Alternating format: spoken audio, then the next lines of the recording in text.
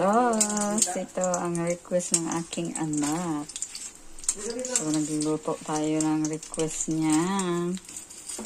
Ano to, yung togi, lumpiang togi. Paborito ni Jess.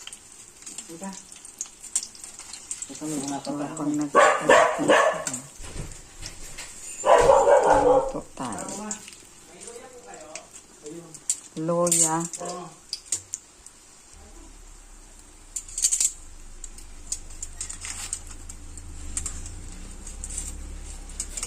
So, ayan guys.